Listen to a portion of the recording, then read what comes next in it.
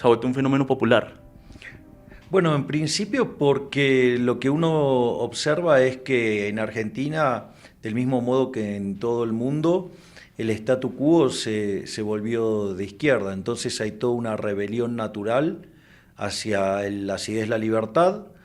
El inicio fue con precisamente los jóvenes, porque primero porque son naturalmente rebeldes al statu quo, segundo porque tienen menos tiempo de adoctrinamiento en la educación pública, después por el rol fundamental que tienen las redes sociales. Hoy cuando un profesor intenta adoctrinar a un alumno, lo que hacen los chicos es ir y ver y chequear por internet, o sea, en YouTube, digo, es una fuente claramente de contienda en términos de ideas. Y bueno, y después hubo toda una revalorización de la libertad a partir de las cuarentenas cavernícolas, a partir de la pandemia.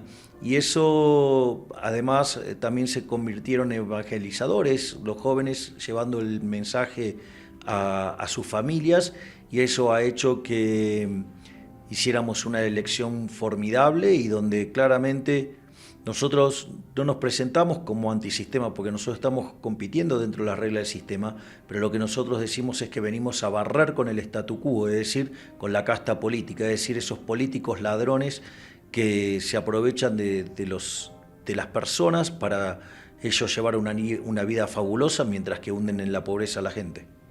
Bueno, y hablando de ese fenómeno popular, que es lo que lo trae a Colombia, ¿por qué dar esos discursos que estamos haciendo esta semana en Colombia, que digamos que en Colombia no hay un movimiento libertario como tal? A ver, yo lo que estoy haciendo en Colombia básicamente es venir y explicarles los riesgos que conllevan abrazar las ideas del socialismo del siglo XXI.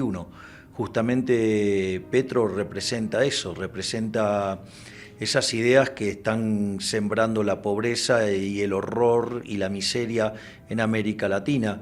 Esto en Argentina lo hemos padecido con 3 gobiernos de los Kirchner, uno de Néstor Kirchner y otros 2 de Cristina Fernández de Kirchner.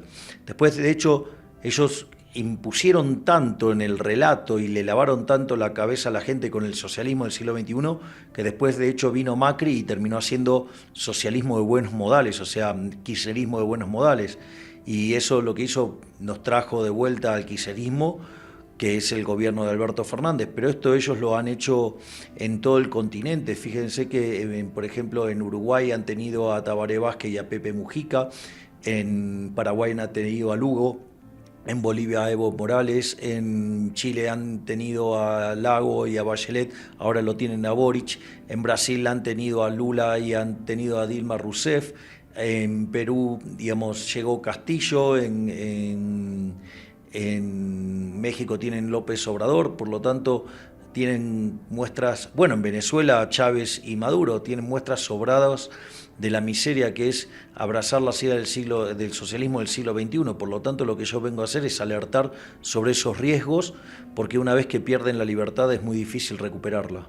Quedémonos en Colombia entonces entre estas dos opciones que son Gustavo Petro, un candidato tradicional de izquierda, y Rodolfo Hernández. ¿Usted considera entonces que es mejor que Colombia este domingo elija a Rodolfo Hernández? Yo considero que de ninguna manera tienen que votar a Petro. No tienen que permitir de ninguna manera que llegue el socialismo del siglo XXI al poder. Eso es lo que ustedes tienen que lograr. Si el vehículo es Hernández, que sea Hernández. Pero que sea quien sea, pero que no permita llegar al poder al socialismo del siglo XXI. Bueno, y retomando Argentina, ¿cómo es sus opciones para llegar a la Casa Rosada el próximo año en las elecciones de octubre? Bueno, nosotros estamos muy contentos con el trabajo que estamos haciendo. Cada vez más personas se acercan a nuestro movimiento que se llama La Libertad Avanza.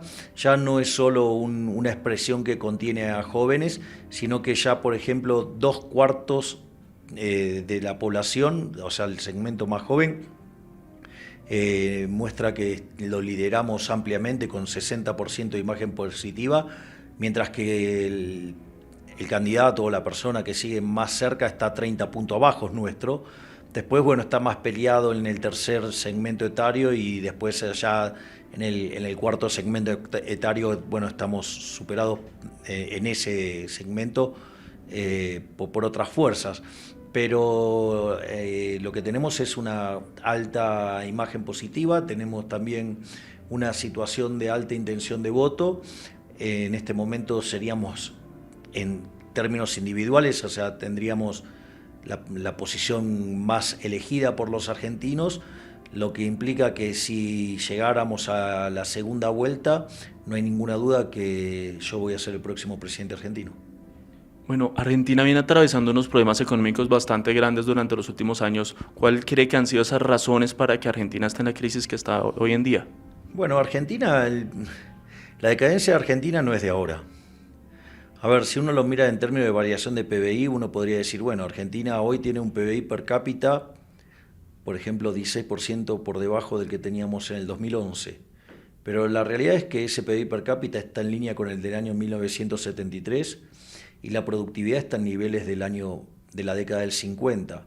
Y la realidad es que la decadencia argentina, digo, si bien los Kirchner han hecho un trabajo enorme en hundir al país, la realidad es que esta decadencia argentina arrancó hace poco más de 100 años, cuando llegó la Unión Cívica Radical al poder, que empezó a impregnar a la sociedad con las nefastas ideas del socialismo.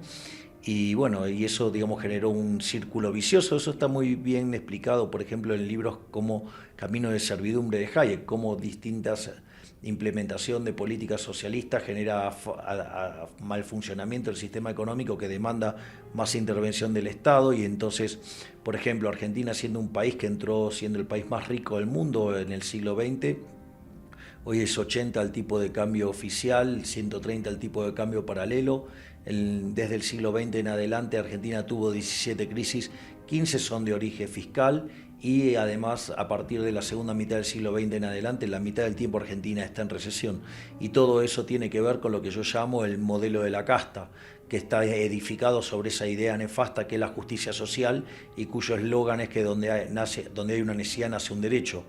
Y el problema con eso es que las necesidades son infinitas y como los derechos alguien los tiene que pagar y los recursos son finitos, hay una inconsistencia. La economía de mercado eso lo resuelve por la vía de la cooperación social, ¿sí?, que se manifiesta en el sistema de precios. Bueno, el Estado lo resuelve por la vía violenta, ya sea endeudándose, ya sea emitiendo dinero o aumentando los impuestos. Y todo ese tipo de situaciones lo que lleva es a una cada vez más presión fiscal, mayor peso del Estado y cada vez un peor desempeño en la economía. Y en eso Argentina claramente es la abanderada de la decadencia. En caso de que usted sea elegido como presidente de Argentina, ¿qué puede ser distinto con usted a diferencia de un gobernante como Mauricio Macri, que digamos que tampoco era tan cercano a los Kirchner? Bueno, pero Macri terminó haciendo kirchnerismo de buenos modales. O sea, optó por el gradualismo. O sea, ese es el gran problema. Esto no es para soluciones tibias, esto no es para soluciones intermedias. Al socialismo hay que enfrentarlo, digamos, duramente y de frente y sin darle ninguna concesión. Cuando vos le das a la izquierda una concesión, te ataca desde una posición mejor. O sea, entonces, por ejemplo, si hay algo que se va a caracterizar en mi gobierno es por ser un gobierno que va a ir de frente, digamos, va a atacar desde el primer día a estas posiciones empobrecedoras. Vamos a hacer una reforma del Estado para bajar el gasto público, para bajar impuestos, vamos a flexibilizar el mercado laboral hacia adelante, vamos a abrir la economía y vamos a avanzar en una reforma bancaria y monetaria que a la postre termine con la eliminación del peso argentino. Bueno, hablando un poco acerca de sus principios liberales que se tiene, ¿cuáles son sus posturas, digamos, que en temas de aborto, legalización de drogas y eutanasia? Bueno, en el tema, mira, lo que vos tenés que comprender es lo siguiente. El primer elemento central que vos tenés que es la definición de liberalismo. Entonces, si nos ponemos de acuerdo en la definición de liberalismo, digo, las respuestas salen más fácil. El liberalismo, acorde a la definición de Alberto Beneja Lynch, hijo, que es el máximo exponente del liberalismo argentino de toda la historia, el liberalismo es el respeto irrestricto del proyecto de vida del prójimo basado en el principio de no agresión y en defensa del derecho a la vida, a la libertad y a la propiedad. Si eso es nuestro marco analítico, bueno, por ejemplo, mi posición respecto a lo que tiene que ver con el aborto es absolutamente en contra. Absolutamente en contra. ¿Por qué? Porque la vida es un continuo y tienes dos saltos discretos. Uno es la concepción y otro es la muerte. Cualquier interrupción en el medio, matás a la persona, por lo tanto es un asesinato. Es decir, en el fondo, el ser que está dentro del vientre de la madre no es el cuerpo de la madre. Es decir, nosotros tenemos propiedad sobre nuestro cuerpo, es de verdad. El cuerpo es nuestra primer propiedad, pero en realidad ese es otro ser humano. Por lo tanto, y además es un ser humano en evolución, un ser humano en potencia. Es decir, por lo tanto, es más, todos los que estamos en esta sala de reunión, digamos, todos hemos pasado por esa situación. Y afortunadamente, gracias al Creador, digamos que nuestra madre no ha tomado esa decisión de asesinarnos. O sea, por lo tanto, o sea, yo considero que el aborto es un asesinato agravado por el vínculo. Es más, te voy a hacer con un ejemplo. Suponete que yo te propongo esto. Mira, yo tengo un avión. Es un supuesto, muchachos. ¿Sí? Y entonces te invito a ir, no sé, a Roma, porque digamos, a mí me encanta Roma, que es un museo a cielo abierto. Y ahora cuando estamos camino a Roma, atravesando el Atlántico, digo, yo soy dueño de mi avión, ¿sí? Te digo, bueno, mira, bájate. Bájate. O sea, es mi avión.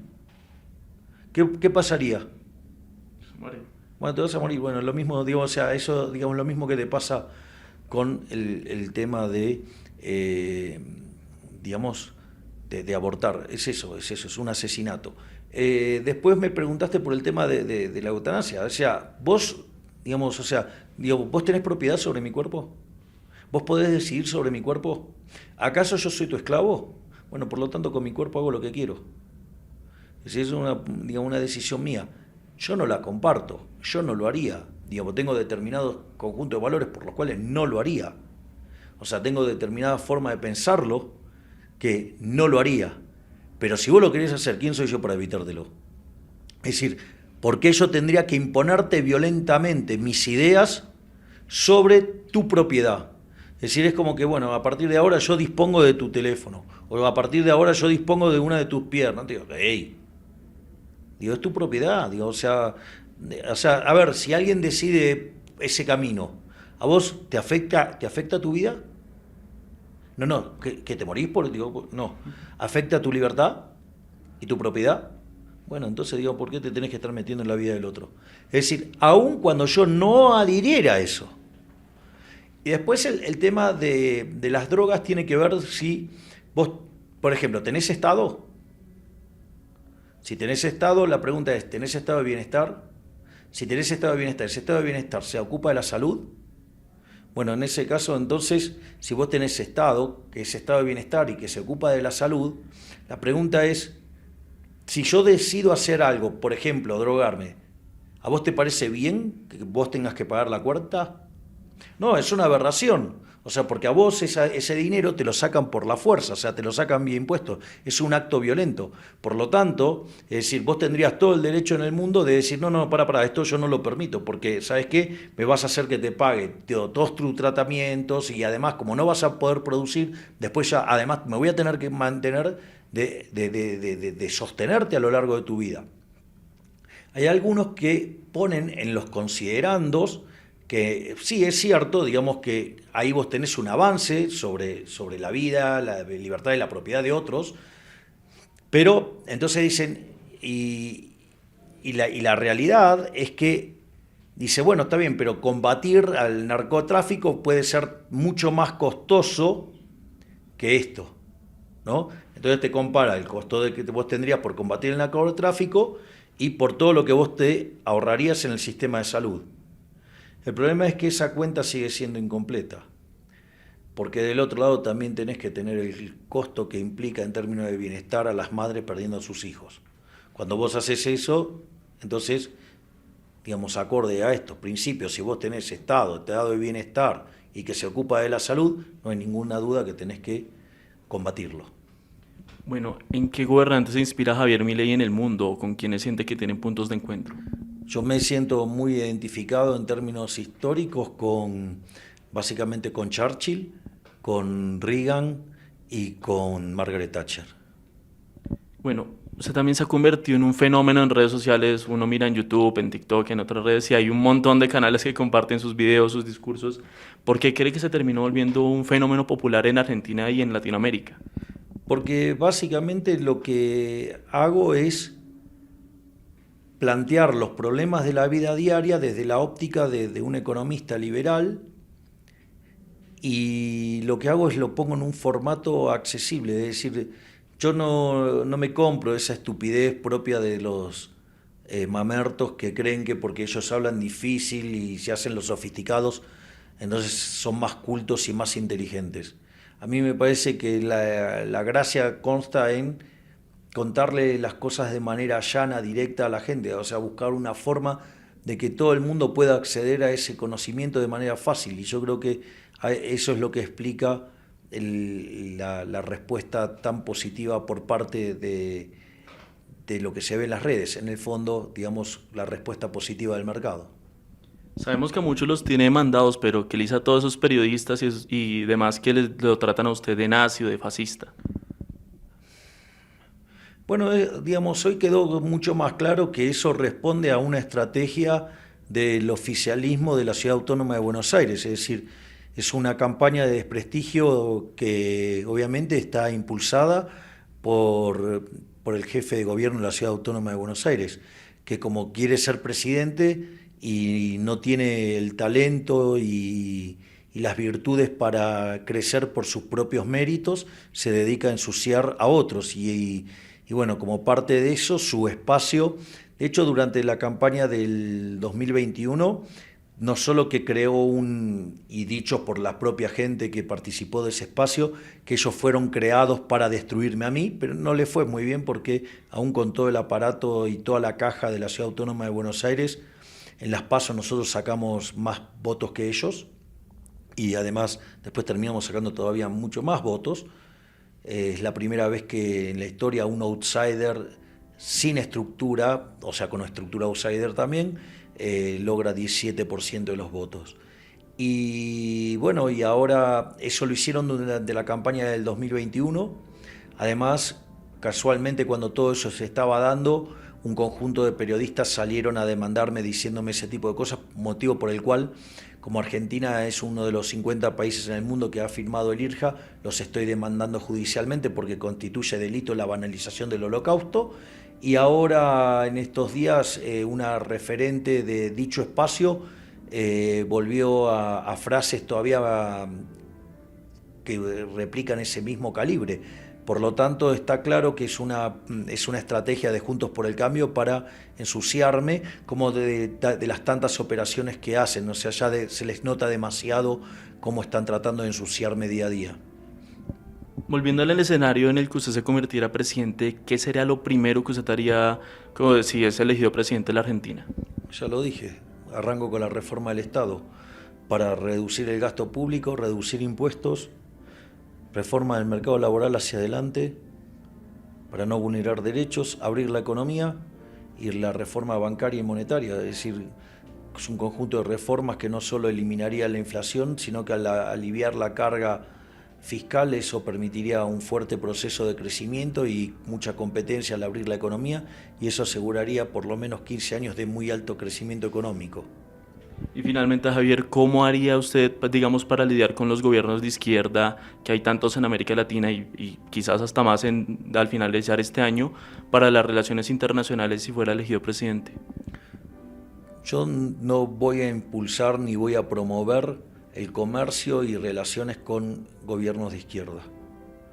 Es decir, yo no voy a digamos, a promover eso. Si es decisión del sector privado comercializar y tener lazos con ellos,